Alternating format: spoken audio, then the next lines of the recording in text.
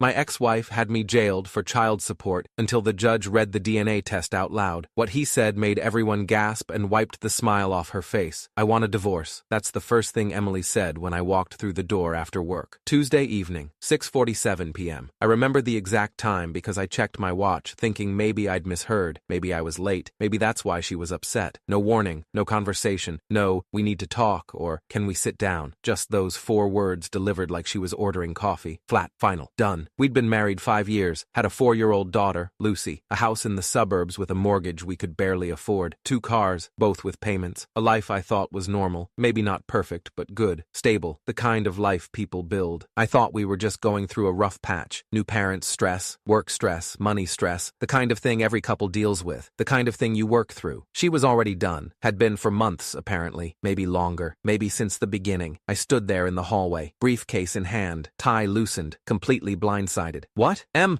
where is this coming from? I'm not happy. I haven't been happy. I need to do what's right for me, for Lucy. Can we talk about this? Go to counseling, work on... No, I've already filed. You'll get the papers tomorrow. That's when I knew. She'd planned this. Hired a lawyer, filed paperwork. All while I thought we were fine. All while I was working 60-hour weeks to pay for the house she wanted, the car she wanted, the life she wanted. Emily wanted everything. The house, the car, full custody, and maximum child support calculated to the penny, even though I was already paying for everything. Mortgage, utilities, groceries, her car payment, her phone, her gym membership, her everything. It's normal, my lawyer said when I showed him her demands. Robert Mitchell, 52-year-old guy, gray hair, expensive suit, seen everything in 30 years of family law. Ex-wives go after as much as they can. It's emotional, it's financial, it's revenge. We'll negotiate down. That's what we do. But it didn't feel normal. It felt like betrayal, like she was punishing me for something I didn't understand, for working too much, for not working enough, for being there, for not being there, for existing. She wanted to limit my time with Lucy too. Every other weekend instead of the every weekend arrangement we'd verbally agreed on during the separation. That's my daughter, I told Robert. I'm not giving up my weekends. Then we fight. We fought hard. Spent $8,000 I didn't have on legal fees. Went to mediation 3 times, court twice. Barely won the right to keep my weekends with my daughter. Saturday morning through Sunday evening. 48 hours a week. Not enough. Never enough. But better than nothing. Balancing work and weekend custody destroyed me slowly, like bleeding out from 1,000 small cuts. I had Lucy every Saturday and Sunday. Had to plan everything around those 48 hours. Couldn't travel for work anymore. Couldn't work overtime when projects demanded it. Couldn't stay late for client meetings. Couldn't be flexible. My boss started making comments during our one-on-ones. Small comments that grew sharper over time. You seem distracted lately. Your performance is slipping. The team needs people who can be flexible, adaptable. We need people who can put in the hours when it matters. I tried to explain, tried to be transparent. I have my daughter every weekend. I'm doing the best I can. My work is still good. It used to be great. Now it's just good. We need great, James. 2 months after the divorce finalized, they let me go. Called me into HR on a Thursday morning. 15 years with the company. Senior project manager. Good reviews every single year. Employee of the quarter twice. Led successful projects worth millions. Gone. Budget cuts, they said. Handed me a severance package. 2 weeks. That's what 15 years got me. 2 weeks. But I knew. I knew it was the custody schedule, the inflexibility, the divided focus, the fact that I wasn't one of the guys anymore, wasn't available for after-work drinks, wasn't available for weekend planning sessions, wasn't available. I scrambled to find another job, updated my resume, reached out to my network, sent out 200 applications in 6 weeks, tailored cover letters, followed up, did everything right, got 3 interviews, all went well, great conversations, good chemistry. We'll be in touch soon. No offers. Overqualified. Not the right fit for our culture. We've decided to go in a different direction. We'll keep your resume on file for future opportunities. My savings drained. Watching it happen in real time. $15,000, then $10,000, then $5,000, then $2,000, then nothing. I missed 2 child support payments. One house $800 each. $3,600 total. Emily called screaming, voice shrill, furious, righteous. Where's the money? It's 3 days late. 3 days. I lost my job, Em.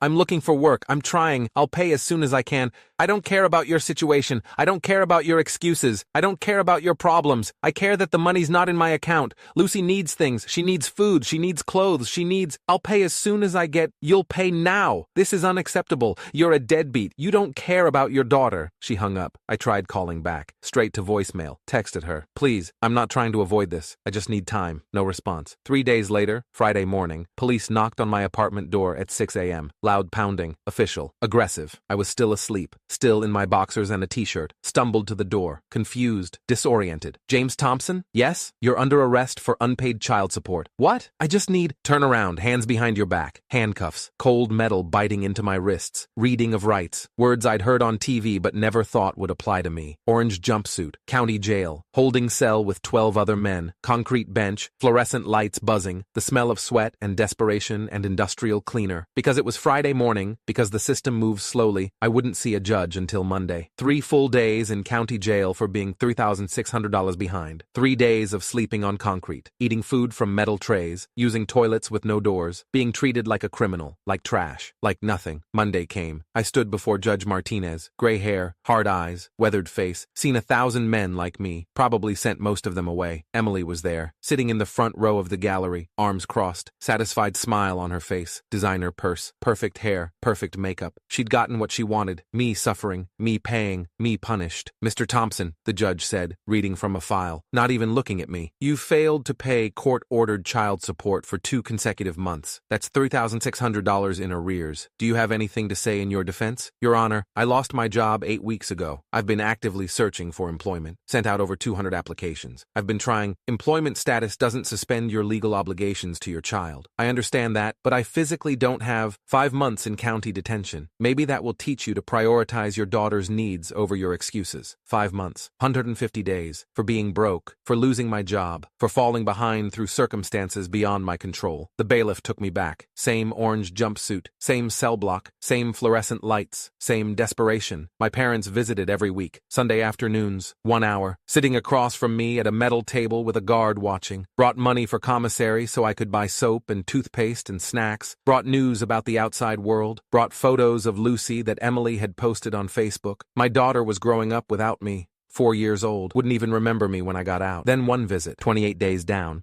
My dad leaned in close across the metal table, around to make sure the guard wasn't listening. There's something you need to know about Emily. Something I should have told you years ago. My voice flat surprised me anymore. She's been seeing someone. Guy named Cole. Has been for a while now. Actually dropped, like falling. How long is a while? Years, James, years. We've only been divorced 7 months. No, son. My dad's face was serious. Grave. Pained. She was seeing him before the divorce. Before you even separated. Maybe even before Lucy was born. I didn't want to believe it, hoped I was wrong. But I've seen them together. At restaurants, at the park with Lucy. They're not hiding it anymore. The words hung in the air between us.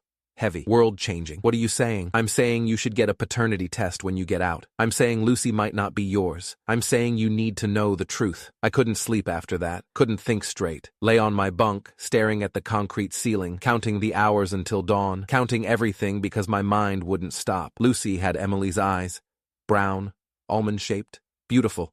Her smile, wide, bright, infectious. But did she have my anything? My nose, my chin, my ears, my hands? My anything? Spent 4 years raising her, loving her, reading bedtime stories until my voice was hoarse, teaching her to ride a bike with training wheels in the driveway, fighting for weekend custody because I couldn't imagine life without those 48 hours. What if she wasn't even mine? What if every moment had been a lie? What if Emily had known? What if she'd trapped me deliberately? The thought made me physically sick. Threw up in the cell toilet at 3 a.m. while my cellmate yelled at me to shut up. Another visitor, Brandon, Emily's younger brother, always seemed uncomfortable around me at family gatherings, always avoided eye contact, always left early. Now I knew why. Tell you something, he said, sitting across from me. Wouldn't meet my eyes, staring at the table. I've been carrying this guilt for too long. Can't anymore, can't sleep, can't function. What guilt? Lucy might not be yours. Emily was with Cole when she got pregnant, summer 5 years ago. She was seeing both of you at the same time. She never knew for sure who the father was. Timing worked for both. She just chose you. Chose me? My voice hollow, empty, barely human. Stable job, the house, the career, the future. Cole was broke, some dive bar. No prospects, no ambition, no money. The better father on paper, the better provider. I'm sorry, man. Told you years ago, before the wedding. Before Lucy was born. Before everything. But she's my sister and I'm sorry. Process. Couldn't breathe. Brandon left after 10 minutes. Guard told him time was up. I went back to my cell. Lay on my bunk, stared at the ceiling, and started planning.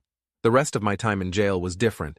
I wasn't defeated anymore, wasn't just serving time, wasn't just surviving. I had a mission, had something to live for beyond just getting out. I read everything I could find in the jail library about paternity fraud, about family law, about legal remedies, took notes, made plans, prepared. When I got out, 3 months early for good behavior, for being a model prisoner, for not causing trouble. I went straight to a lawyer, different one this time.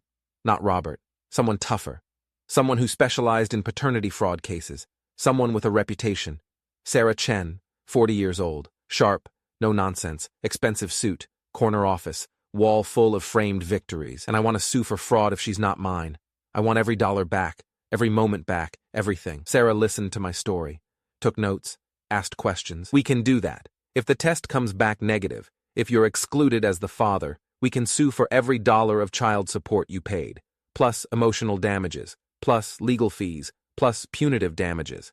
This is fraud, criminal fraud, one of the worst kinds because it involves a child. Courts take this seriously now. Finally, filed a motion for paternity testing, requested immediate DNA testing for all parties, subpoenaed Emily, subpoenaed Cole, subpoenaed medical records, small medical building, sterile smell, uncomfortable chairs, fluorescent lights. Emily was already there in the waiting room with Lucy. She looked furious, arms crossed, jaw tight, shooting daggers at me with her eyes, wearing designer jeans that probably cost $300 and a cashmere sweater that probably cost more than my rent. Lucy saw me and her face lit up like Christmas morning. She ran over, little legs pumping, her arms around my legs, squeezed tight.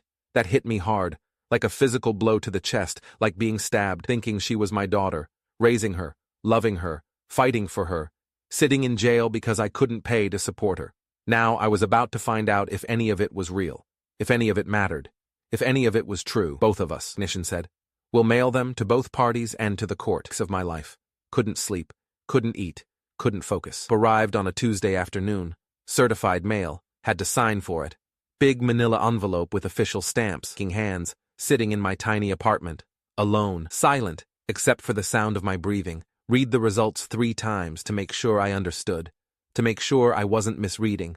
To make sure this was real. Test results. Child, Lucy Marie Thompson, James Robert Thompson. Probability of paternity, 0.0% excluded as biological father 0. Not mine, not my daughter, never was, never had been. I wasn't her father, biologically, legally, technically, actually. Just like that, 4 years of my life felt ripped away, every memory recontextualized, every moment tainted, every sacrifice meaningless. Every dollar wasted, every fight pointless, every moment in jail a complete fraud. Called Sarah immediately, hands still shaking. Not good, but good for the case. I'm sorry, James. I really am. But now we can destroy her. Legally, financially, criminally. This is one of the clearest cases of paternity fraud I've seen in 20 years of practice. She knew. Her brother's testimony proves she knew. We have everything we need. I want to sue. For everything, every dollar, every moment, every second I spent in that jail, everything. We will. I'm filing tomorrow. This is going to court.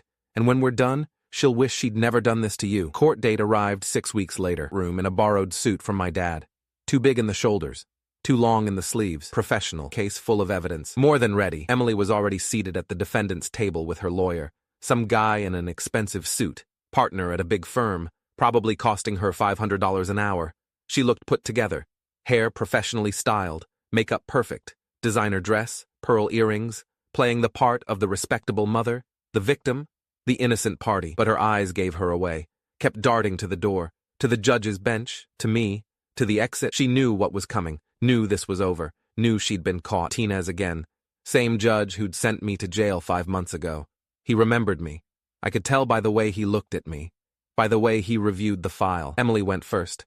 Her lawyer stood, expensive suit, slicked back hair, confident voice, presented her side, her story.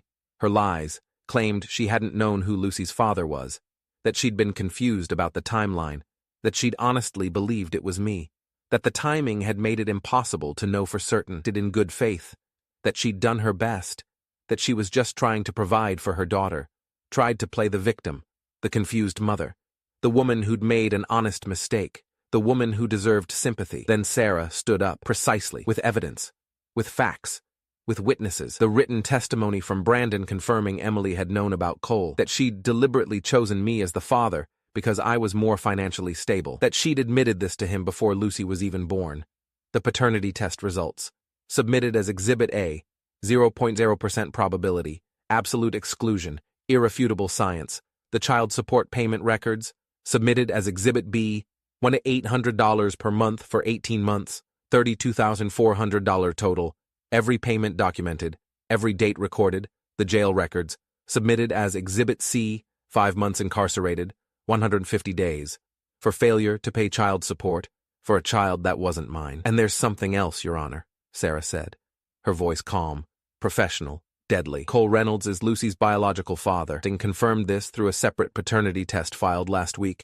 And she's been collecting child support from both of them simultaneously, has been paying $1,800 per month. Cole has been paying $1,200 per month separately. She's been receiving double payments, $3,000 per month for the same child, $1,000 over 18 months, from 2 different men, while knowing the entire time that Mr. Thompson was not the father. Courtroom erupted. Gasps, whispers, murmurs, people leaning forward, the gallery buzzing. Emily's face went white, actually white. Color draining completely, like a ghost. The judge looked at the paternity test results for a long moment. Then at Emily, then at me, then at the jail records, then back at Emily. Expression hardened, transformed, became granite. Ms. Johnson, this is paternity fraud, a serious crime in this state.